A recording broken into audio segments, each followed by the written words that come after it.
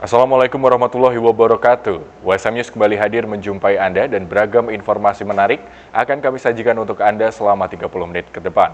Bersama saya Pandu Chandra dan berikut WSM News selengkapnya.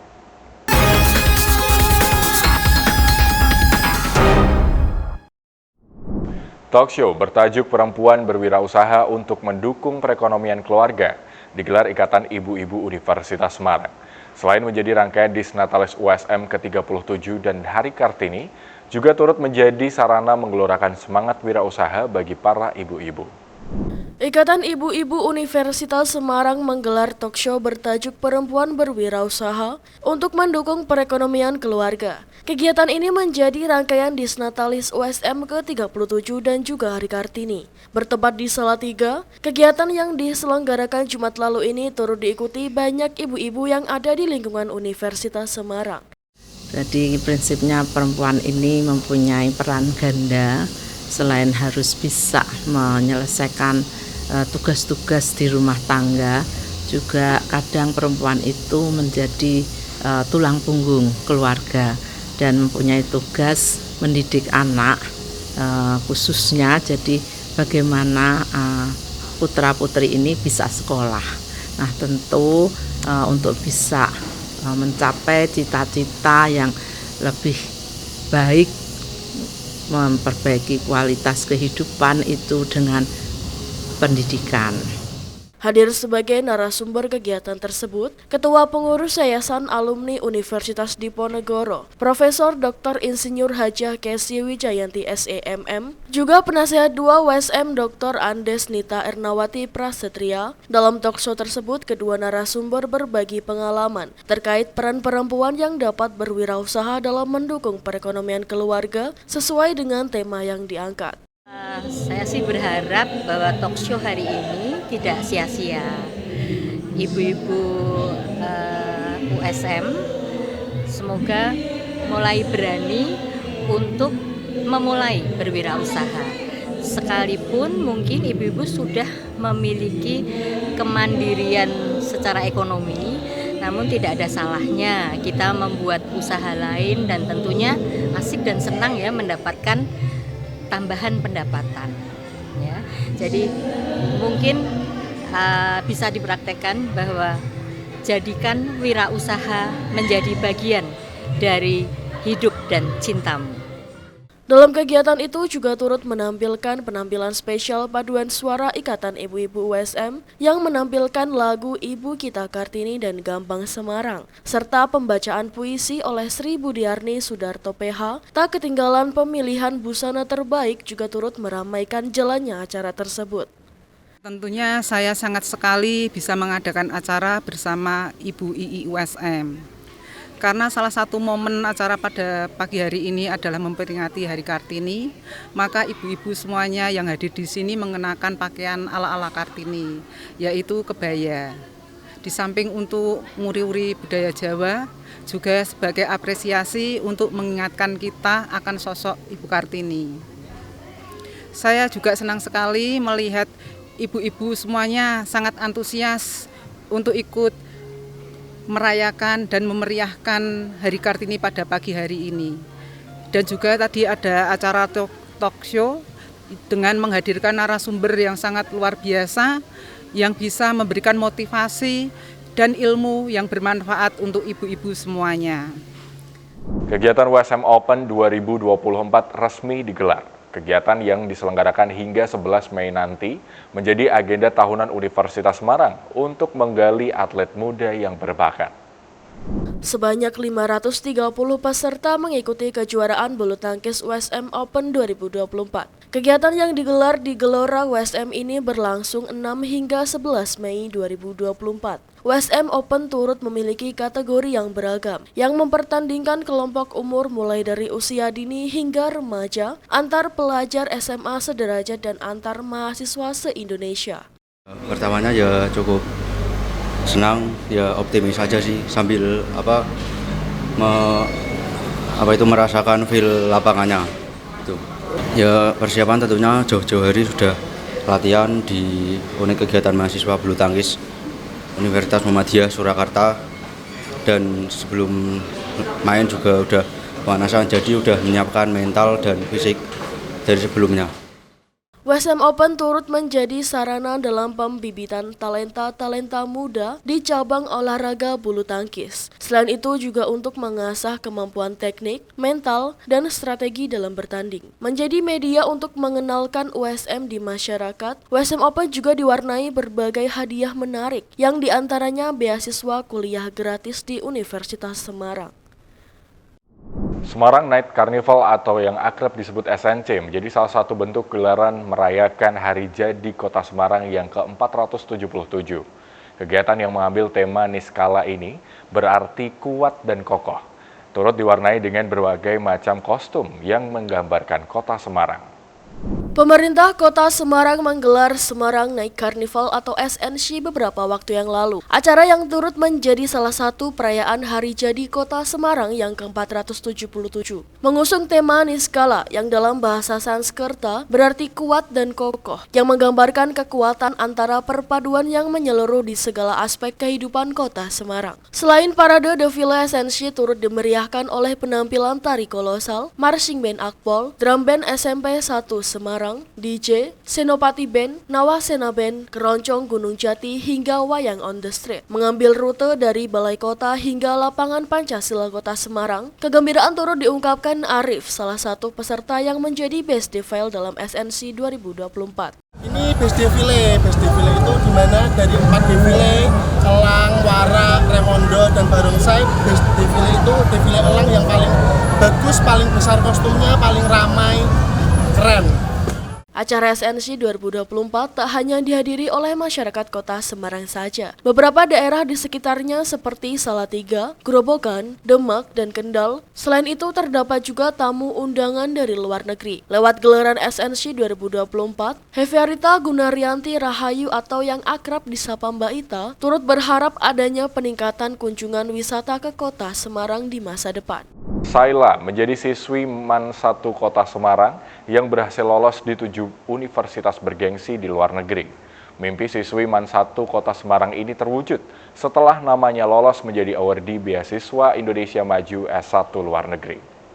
Saila Maliatul Marzukoh, siswi kelas 12 MIPA 1 MAN 1 Kota Semarang, resmi menjadi awardee beasiswa Indonesia Maju S1 luar negeri Angkatan 3. Saila akan melanjutkan pendidikannya di Hong Kong University of Science and Technology dengan program studi BSc Environmental Management and Technology. Bercita-cita untuk melanjutkan studi di luar negeri, impian Saila sejak duduk di bangku kelas 10 berhasil digapainya, yang menjadi salah satu bagian dari 350 siswa penerima beasiswa Indonesia Maju atau BIM program persiapan S1 luar negeri. Saya daftar beasiswa Indonesia Maju ini udah dari kelas 11 dulu.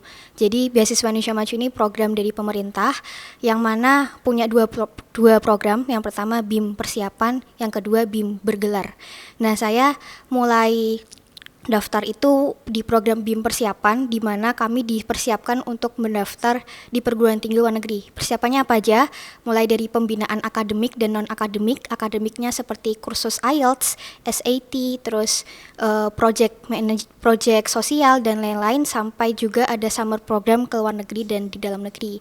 Jadi pembinaan ini selama 1 tahun penuh. Setelah kami proses dibina, terus ada konseling juga dari konselor luar negeri. Kemudian di akhir tahun 2023, November Desember 2023 udah mulai pendaftaran luar negeri. Januari juga udah mulai pendaftaran luar negeri. Nah, sembari menunggu LOA itu, sembari menunggu pengumuman itu, BIM ini mulai melaksanakan seleksi bergelarnya, Mas. Jadi setelah persiapan, kami nanti diseleksi, dijaring yang sekiranya lolos ke BIM bergelar S1 luar negeri melalui wawancara itu. Saila berhasil mencatatkan namanya yang lolos di 7 universitas luar negeri, di antaranya Monash University Australia, University of Western Australia, Curtin University Australia, University of Queensland Australia, Hong Kong University of Science and Technology, University of Edinburgh Skotlandia, dan Wageningen University of Research Belanda. Kepala Madrasah Negeri 1 Kota Semarang, Tasimin, mengaku bangga dan mengapresiasi prestasi yang ditorehkan oleh siswinya. Terkait anak peserta didik MAN 1 Kota Semarang yang diterima di 7 perguruan tinggi di luar negeri yang namanya Sheila. Itu memang dari kelas 10 dia sudah betul-betul fokus. Jadi ada tekad untuk bisa masuk ke perguruan tinggi di luar negeri. Ada beberapa upaya yang dia lakukan secara pribadi, secara mandiri. Namun madrasah juga memfasilitasi. Jadi di madrasah untuk mendukung kegiatan itu agar anak-anak, sebenarnya bukan hanya Sheila yang diberi kesempatan untuk masuk ke perguruan tinggi itu dengan adanya ekstrakurikuler robotik. Bahkan saya sekarang tahun 2023-2024 ini saya masukkan menjadi intra ya, jadi masuk di pagi hari itu pelajaran tentang robotik, MyRes atau riset, ada olimpiade, itu semuanya untuk memfasilitasi anak-anak yang betul-betul berprestasi itu bisa mencari perguruan tinggi yang favorit, ya, bukan hanya di dalam negeri saja, tapi di luar negeri. Beasiswa Indonesia Maju.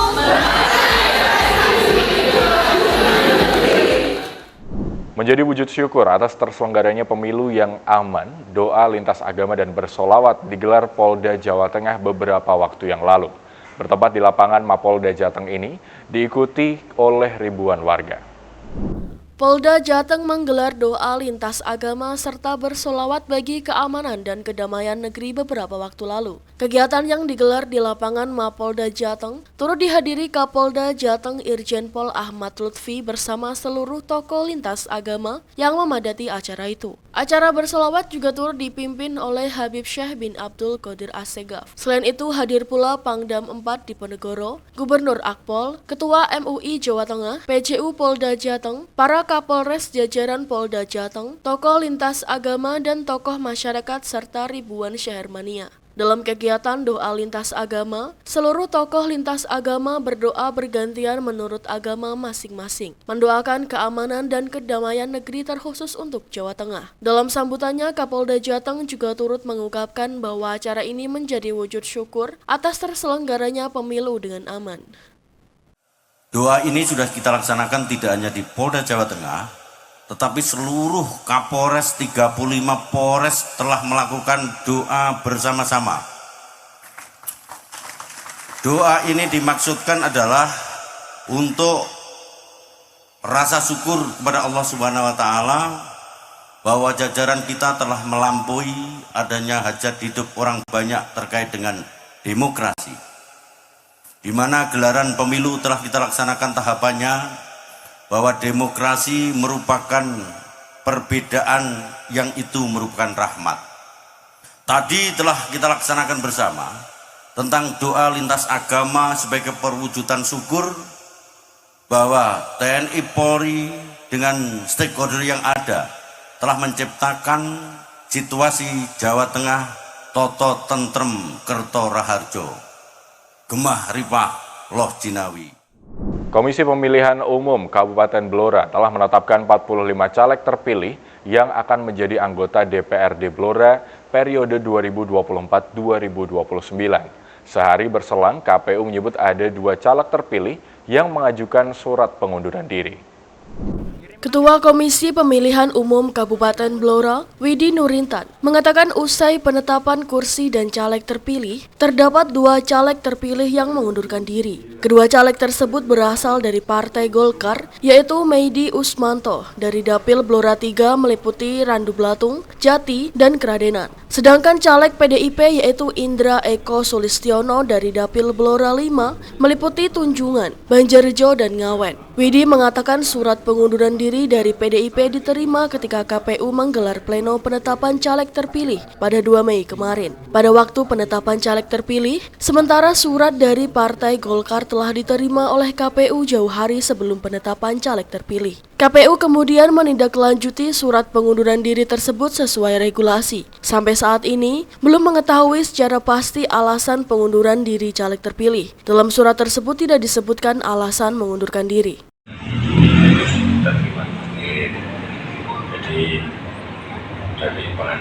itu disebutkan bahwa ada salah satu terpilih itu mengusulkan di KPU. Terus mekanisme penetapannya kemarin gimana Pak? Mekanisme penetapan kita sesuai dengan Undang-Undang 17 pasal 426. Nah itu kemudian di KPU nomor 6 tahun 2024 sudah disebutkan bahwa KPU menetapkan perolehan kursi dan penetapan calon terpilih itu sesuai dengan ketentuan suara terbanyak.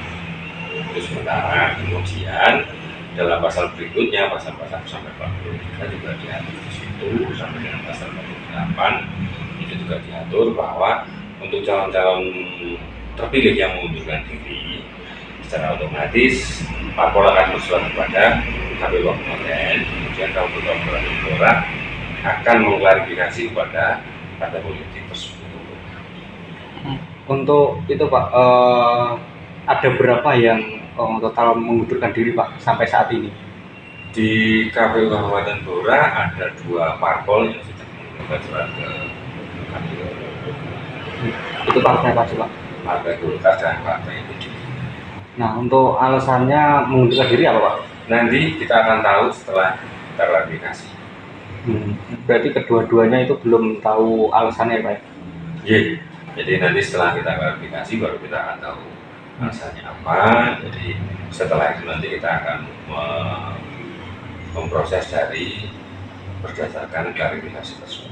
KPU kemudian melakukan langkah selanjutnya yaitu menindaklanjuti dari parpol tersebut menyoal surat pengunduran diri sesuai dengan mekanisme pengunduran caleg sesuai dengan Undang-Undang Pemilu Nomor 7 Tahun 2017. Sesuai mekanismenya, partai politik bersurat ke KPU, lalu dari KPU akan melakukan klarifikasi. Menjelang pelaksanaan pemilihan Bupati dan Wakil Bupati Grobogan tahun 2024-2029, KPU Grobogan pada Minggu malam melaksanakan launching atau peluncuran logo dan jingle pelaksanaan Pilkada serentak di Kabupaten Grobogan. KPU Grobogan meluncurkan jingle dan maskot pelaksanaan pemilihan Bupati dan Wakil Bupati Grobogan pada November yang akan datang. Kegiatan tersebut dipusatkan di alun-alun Purwodadi dengan dihadiri oleh para ketua partai politik peserta pemilu, camat se-Kabupaten Grobogan, serta para tokoh agama di Grobogan. Dalam launching tersebut, Bupati secara langsung meluncurkan jingle dan maskot Pilkada yang akan berlangsung pada bulan November mendatang. Selain itu, Bupati Grobogan juga memberikan hadiah bagi pemenang pembuatan maskot dan jingle Pilkada 2024.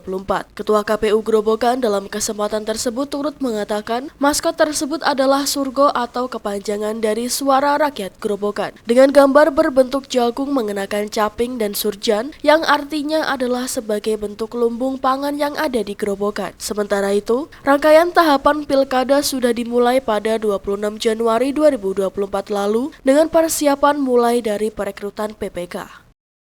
Malam ini acaranya launching ataupun bahasanya adalah peluncuran Pilkada Kabupaten Grobogan dan juga maskot dan jingle untuk Pilkada Grobogan.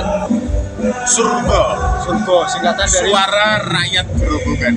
Bentuknya jagung, ya. Terus ada capingnya. Ya. Terus yang tangan kanan ada baju lurik itu. Ya. Ya. Untuk tahapan sudah mulai kita di 26 Januari kemarin ya, 2024. Tahapannya sekarang sudah nyampe rekrut PPK. Jadi kebetulan besok hari Senin tanggal 6 itu kita CAT untuk PPK. Tes tertulis sampai tanggal 28. Tanggal 28, sorry. Bupati nanti per Agustus. Agustus ya? Ya, sekitar bulan Agustus nanti. Ya. Oh ya, siap. Untuk persyaratan yang calon perseorangan independen, ya. Itu Mei ini sudah bisa dimulai. Pemirsa, peringkat Indonesia turun dalam Indeks Kebebasan Pers Dunia yang dirilis Reporters Sans Frontiers atau RSF. Para pengamat mencermati kekerasan terhadap jurnalis dan sejumlah regulasi yang menghambat di Indonesia. Lantas, bagaimana komitmen Presiden terpilih Prabowo Subianto? Berikut laporan tim VOA untuk USM TV. Informasi ini sekaligus menutup perjumpaan kita di hari ini. Saksikan terus USM News hanya di USM TV.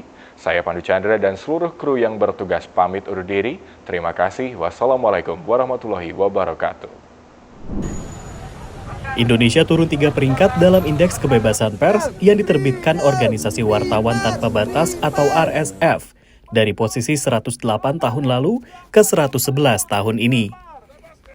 Indeks Kebebasan Pers mengukur 5 indikator, yakni politik, ekonomi, sosial, legislasi, dan keamanan. Berdasarkan indikator ini, RSF menempatkan Indonesia dalam kategori 4 alias sulit. Di Asia Tenggara, Indonesia masih lebih baik daripada Singapura, Filipina, dan Vietnam. Namun di bawah Malaysia, Thailand, dan jawara regional Timor Leste. RSF mencermati 2 tantangan utama di Indonesia, yakni kekerasan terhadap insan pers dan regulasi yang menghalangi kerja wartawan. Terkait kekerasan, Aliansi Jurnalis Independen atau AJI mencermati setidaknya 1059 kasus sejak 2006. 3 kasus terbanyak adalah kekerasan fisik, ancaman, dan pelarangan liputan. International Media Support yang mendukung kerja-kerja jurnalis di Indonesia mencermati lemahnya pencegahan dan penuntutan kasus-kasus ini. Pencegahan ini kan tidak melibatkan hanya jurnalisnya aja, tapi publik juga penting gitu. Pemerintah itu juga perlu terlibat dalam proses untuk pencegahan ini. Kemudian yang paling minim itu penuntutan. Gitu. Profesor media di Amerika Serikat yang meneliti kebebasan pers Indonesia sejak era reformasi mencermati aspek regulasi. Selain Undang-Undang Informasi dan Transaksi Elektronik atau Undang-Undang ITE, dia melihat revisi Undang-Undang KUHP yang akan berlaku 2 tahun lagi akan jadi tantangan besar. It's a very disturbing challenge because, as you know, it took forever to even write this new criminal code, and there are all these drafts. A lot of them are bad, but this draft went from bad to worse. I mean, it includes bans on insulting the president, the vice president, state institutions, the flag. Sementara Prabowo Subianto yang akan dilantik pada Oktober belum terlihat komitmennya. Sempat ada juga kan ya kayak semacam pertemuan di Dewan Pers gitu yang mengundang semua kandidat waktu itu, dan sayangnya yang terpilih saat ini tidak hadir gitu kan pada saat itu. Prabowo baru menyinggung kebebasan pers ketika KPU menegaskan keunggulannya dalam Pilpres baru-baru ini. Walaupun kadang-kadang pedas di telinga, tapi tetap kita terima kasih sama media pers kita. Menurut Janet Steele, ucapan itu perlu dikawal. Let's make sure that people understand that message and confirm it. Yeah, absolutely. So it's good he said that. That's good. Selama pemerintahan Joko Widodo, ada nota kesepahaman Dewan Pers dan Mabes Polri yang mengatur sengketa berita ditempuh di Dewan Pers dan bukan Bareskrim. Sementara organisasi masyarakat sipil telah membentuk Komite Keselamatan Jurnalis serta Konsorsium Jurnalisme Aman. Dari Washington DC, Rio Tuasikal, VOA.